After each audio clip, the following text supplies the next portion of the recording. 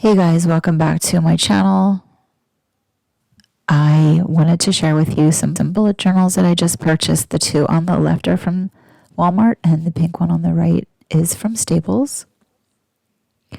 These are inexpensive bullet journals. The paper quality is not that high, but since I'm a beginner bullet journalist or journaler, I am starting with inexpensive bullet journals until I get it down to, more of a science.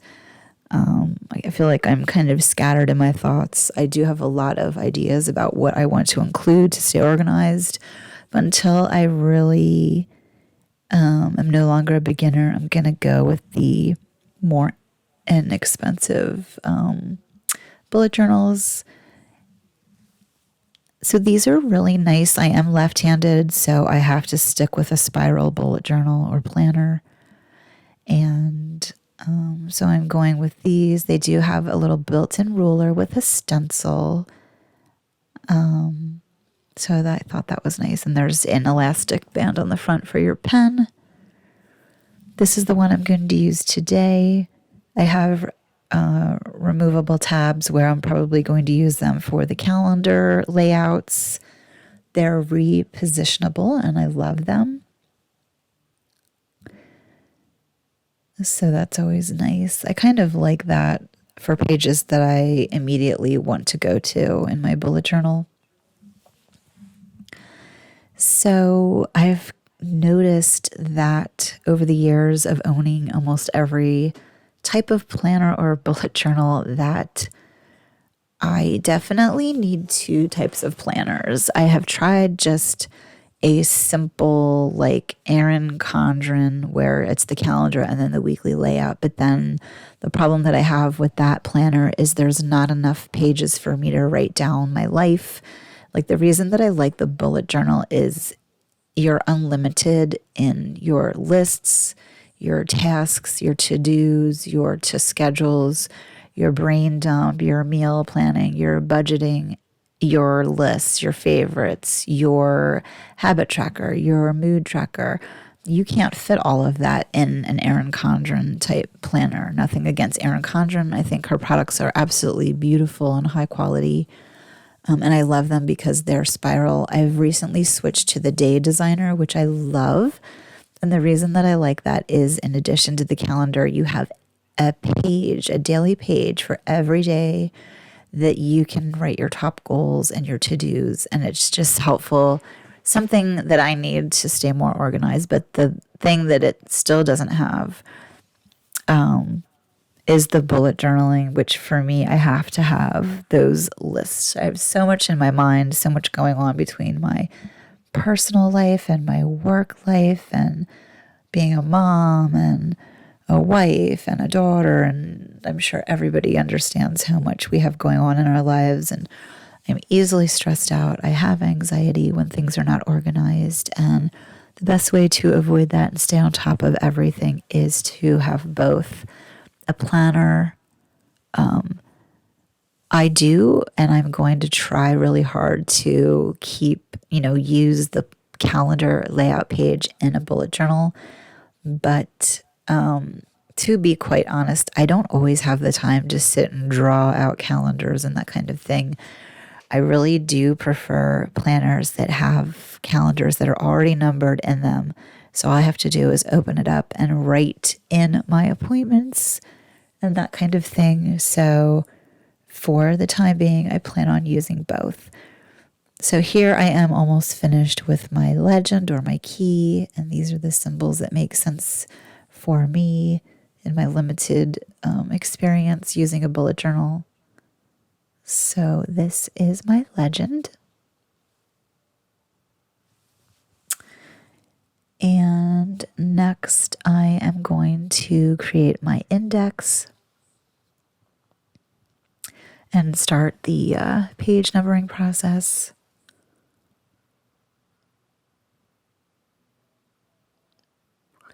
And like I said, the paper in these bullet journals is very thin. It's definitely not the highest quality. I can see my pen bleeding through. And that made me decide to just use one, page in each, one page per list. Whereas I'm sure if I stuck to some of the other bullet journals that I love that are not spiral, have higher quality paper where that does not happen. And that is ideal to have quality paper where you don't have to worry about that. So there's just the start of my index. I'll write those in later. But just so that this isn't a 2-hour video, I'm kind of speeding things up and just kind of doing the basics to get it set up. I usually do start with a to-do list or a task list. And then I will move through to all the different types of lists that I create. So here is my to-do list. I'm going to just jot down a few things that I know off of the top of my head that are on my mind that I need to get done in no special order.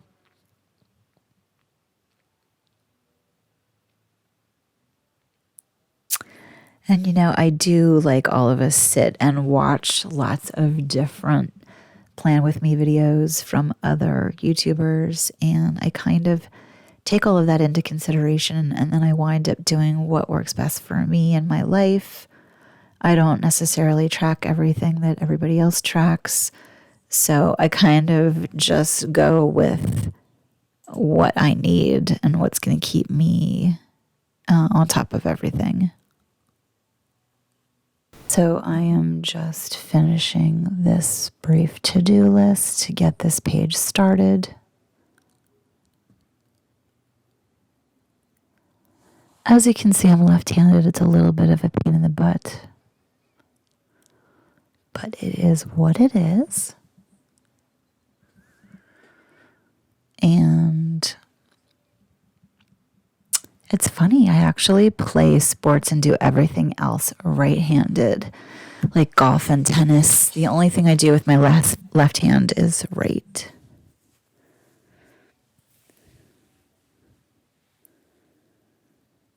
So I'm just finishing my to-do list here.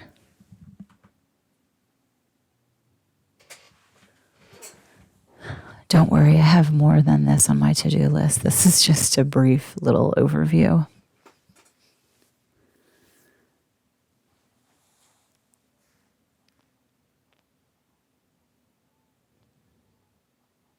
And then moving right along to the next page here.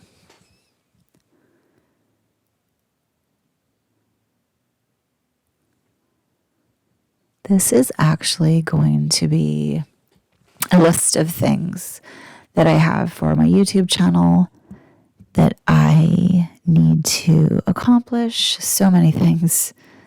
When I first started my YouTube channel, I thought I could never do it. I actually didn't realize what all was involved. And the more research I did and realized what,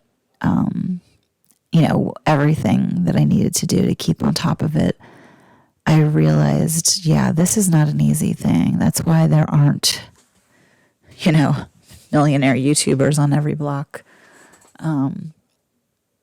I guess a lot of YouTubers make it just look so easy and flawless, and their animation is perfect, and their intro, and it's just a lot that goes into it. So this is just me finishing up some of these YouTube tasks that I know I need to accomplish.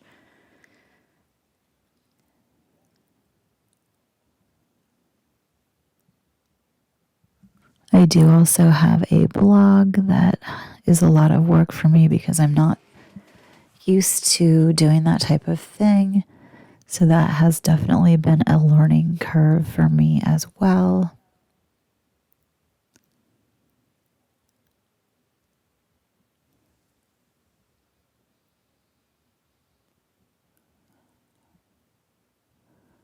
So this page is just going to be for my June budget. I do get paid weekly, which kind of makes it easier for budgeting reasons.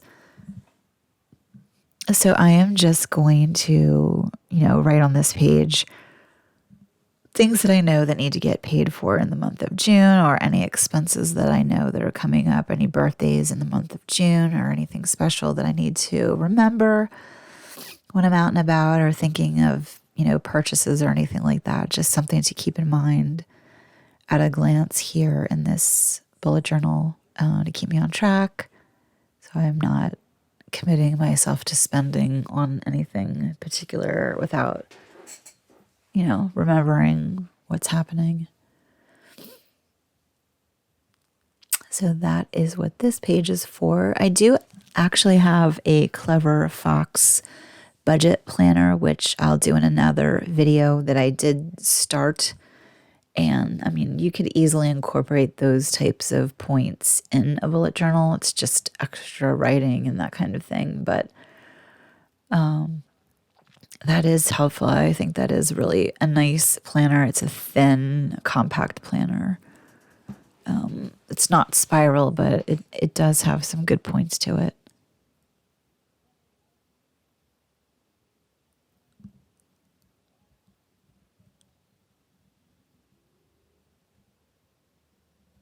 So this page is going to be my meal plan. I'm always trying to improve my nutrition and what I'm eating. And I do actually love trying to be as healthy as possible, as long as it's sustainable. I have tried going back and forth between the keto diet, the paleo diet. I've tried intermittent fasting. And I do have a sensitivity to dairy and wheat, so I have to be careful. And so I'm constantly, trying different things to see what's going to work best for me. So this is just my latest, ideas for breakfast, lunch, dinner, and snack ideas. It's kind of nice to have on hand so that when you're doing your grocery list, you're remembering like what you need to pick up or what you need to make certain recipes. I recently did join Weight Watchers, and I think their concept is great because you're not eliminating a certain food group, and you're just basically counting calories. They assign foods, to certain points. And so that is a great cookbook that they mailed me when I joined. And there were some really interesting recipes in there. I think there was a butternut squash pizza dough that I wanted to try that looked really yummy. I did try a riced cauliflower pizza dough that wasn't bad. I just personally do not care for cauliflower, so continuing to look for other kind of crust ideas with different ingredients. So I do have snacks on here also. I'm loving the cream cheese in celery or on celery with the everything but the bagel seasoning. I love sprinkling that over the cream cheese, either on celery or a bell pepper, making into a sandwich. I'm loving that right now. So just finishing up this page. Sorry, because I'm left-handed, it's actually a little bit hard for you guys to see what I'm writing.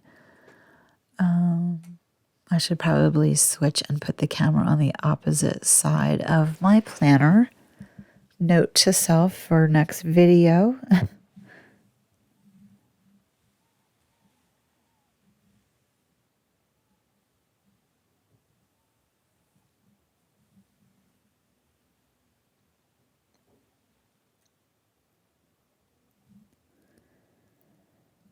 So I am just finishing this page. I'd love to know down in the comments what you guys put in your bullet journal. Like, what types of pages do you include? I actually found a really interesting article that had like 150 ideas of what to include in your planner. And if I can actually find the link to the article, I will list it down below. It's really interesting.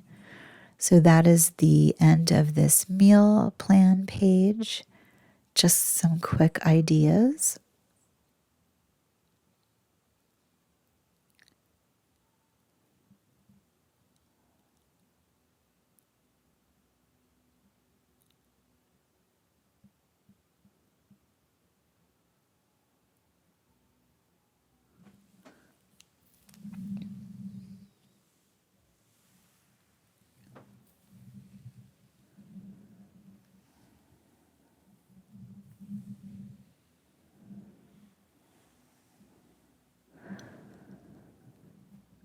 right, so let's turn the page and move on to another topic.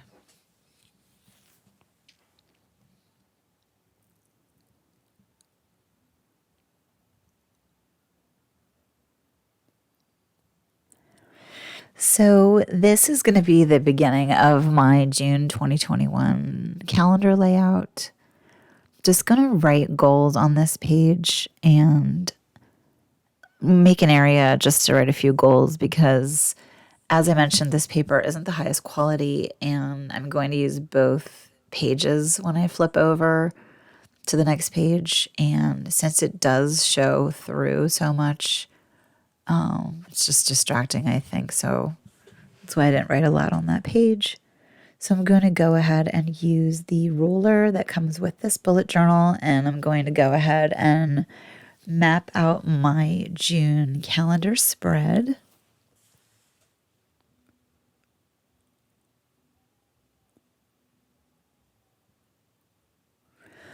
I also feel like, I don't know if this is because I'm left-handed or not, but I would love to find a bullet journal that is spiral like this, but that the pages are extra wide.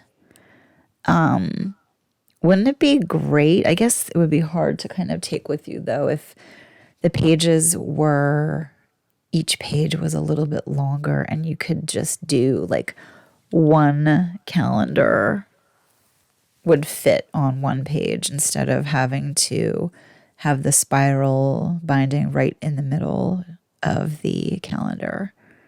I think I actually did see a planner like that, but it was something that I found online that was from outside of the United States. And I think the shipping was a little bit crazy, but I have seen them. And the reason I guess I didn't order it is because I was thinking to myself, it was so clunky and a big shape that a lot of times I do like to take my planner to work with me.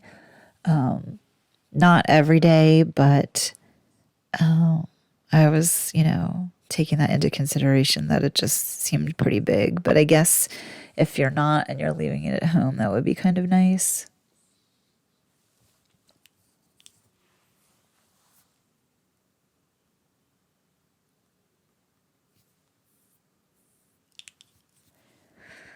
Sometimes I think almost the way to go is, have you ever seen like Staples or Office type store will have calendars that are really pretty big. They're like a desk pad almost size, and they are spiral at the top. There's no image or anything like that. It's just pure calendar with plenty of space. You can get them even where they are lined.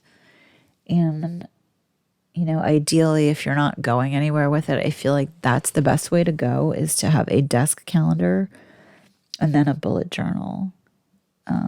Because you've got your calendar right in front of you at all times, and then you have your bullet journal full of lists for keeping you on track with everything. As I said before, it's a constant work in progress as far as what is going to be the best thing to stay organized. And sometimes I almost think that the more options there are as far as ways to stay organized and different types of planners on the market, I almost feel like it's hard to make a decision because of that. Whereas, back years ago when we didn't have as many options, really, I mean, all you could do is, have a calendar basically and a pad of paper, and that was all you had. And we, pretty much did okay. I remember when I was younger, we had Day Runner, and I guess they still make them, day timers, I guess they were called, and pages were so tiny, and so was the calendar, and there wasn't really much room to write all kinds of lists. So things have definitely come a long way. So as you can see, I am a beginner at creating calendars. That one extra wide space is going to be a notes column. And I did find out as I was doing this that the pen that I'm using is not a good pen for writing a bullet journal. It smudged and it was really annoying me. But I kind of thought, does the video really have to be perfect? I'm not perfect. My bullet journal isn't perfect. So I thought it would be kind of nice to show something realistic where, you know what, columns don't always line up and, ink isn't always perfect. It runs. And these are mistakes that I'm making that maybe you will learn from and you won't make. And I don't have perfect handwriting and I'm not an artist in the sense of, doing these kinds of things. So at the end of the day, it's really just whatever it takes to stay organized. Personally, I would rather buy a calendar layout that snaps into your bullet journal. Somebody out there, please make one of these. That would be the best ever I would prefer to buy a bullet journal that's pretty much already laid out for you with the dot grid, and it would save you from having to design your own calendar. Because let's not forget the whole idea of the bullet journal is to stay organized for people. And a lot of those people like me are just too busy or too kind of, I don't know, agitated by having to draw every page.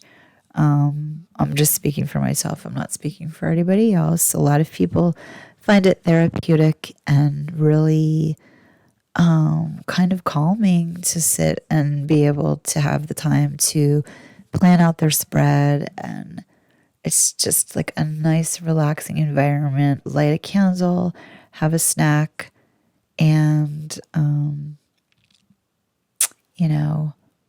when you're not super caffeinated like I am with 20 million cups of coffee, I feel like if I had time, that would be great. So anyway, that was my sort of unfinished calendar. I wanted to move along and I didn't want to make this video super, super long. So I'm going to move on to this brain dump page. Obviously, everybody knows what a brain dump is. You just write whatever comes to mind in no particular order. It's just kind of downloading all the thoughts in your head. So that is what's so nice about that type of a page. I feel so much better after writing those kinds of things down and getting them out of my head. I can sleep so much better at night if I know I've written everything down and I won't forget it.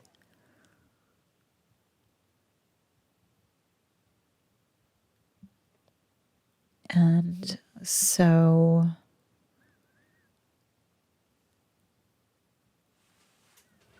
this is just a gratitude page. This week I am grateful for, and I'm just kind of learning to incorporate this kind of a page into everything that I do. It's helpful when you're stressed out in a bad mood to sit back and think about, what, life could be so much harder than all these little frustrations and stressors that I have. At the end of the day, all it really matters is your health, your family, your job, and all those other things are irritating and take forever to resolve, but just kind of a keep in check page. But that is it for today, guys. That is just my basic overview of my new bullet journal for beginners. I hope you enjoyed this video. I thought this was a cute option for a bullet journal. And thanks so much for watching, and I will see you in my next video. Take care, guys. Hope you're having a great day.